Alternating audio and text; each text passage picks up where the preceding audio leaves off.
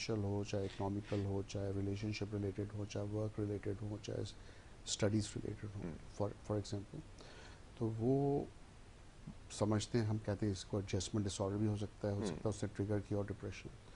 लेकिन इश्यूज वहाँ पे आते हैं ज़्यादा कि वो आप उसको अंडरस्टैंड नहीं कर सकते उस कॉन्टेक्स्ट में। कोई इतना बड़ा स्ट्रेस नहीं था लेकिन हर अगर 10 लोगों के साथ ये स्ट्रेस गुजरता तो शायद एक को इस तरह से उसने रिस्पॉन्ड किया, बाकी 9 इस तरह से नहीं करते। बिल्कुल ठीक है। और उसकी इंटेंसिटी और उसकी क्वांटिटी और उसकी जो उसका इम्पैक्ट नॉर्मल से ज़्यादा है, ठीक। तो फिर वो एक इलनेस बन जाती है। बिल्कुल। तो फिर उसका डायरेक्शन अपोजिट है कि सेम डायरेक्शन में है कि सपोज अगर एक स्ट्रेस आया तो उसका रिस्पांस डिप्रेशन या एंजाइटी होना चाहिए था, उसकी जगह वो एलिवेटेड है, वो ज़्यादा ही खुश हो रहा है, उल्टी सीधी बातें कर रहा है, तो फिर it's not in the direction of what we expect. ठीक है ना?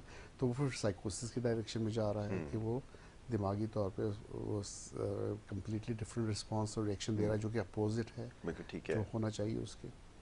तो पर्सन टू पर्सन ये बहुत इजी वे में समझाने की कोशिश कर रहा हूँ, लेकिन मैं साइकोपैथोलॉजी में तो बिल्कुल नहीं जाऊँगा।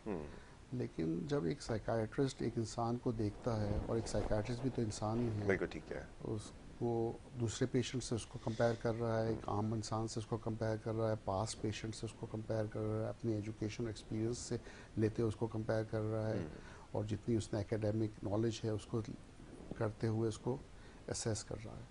और उसकी असेसमेंट फिर सामने बैठे हो उस वक्त के हिसाब से है जो वो बता रहा है।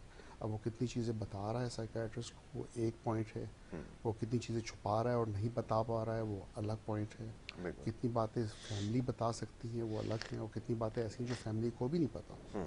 अब कई दफ़ा ऐसा है कि पेशेंट ने एक कुछ बात की और मुझे लगा वो साइकोटिक है, फैमिली को कुछ चीज़ें पता ही नहीं है, बाद में जाके अंदाज़ा हुआ कि जब वो विड्रॉज में गया कि वो तो एक्चुअली ड्रग्स लेता था, और ना ही फैमिली को पता था, ना ही उसने मुझे बताया, और आपने समझा कि शायद ये या तो एक्यूट साइकोटिक एपिसोड है या फिर शायद स्किज़ोफ्रेनिया का पेशेंट है। बिल्कुल ठीक है। तो आपका डायग्नोसिस गलत भी हो सकता है जो वक्त के साथ फिर आप ठीक करते हैं, जैसे जैसे आपकी इंफॉर्मेशन बेहतर होती है, जैसे जैसे आपकी अंडरस्टैंडिंग बेहतर होती है उस इंसान के बारे में।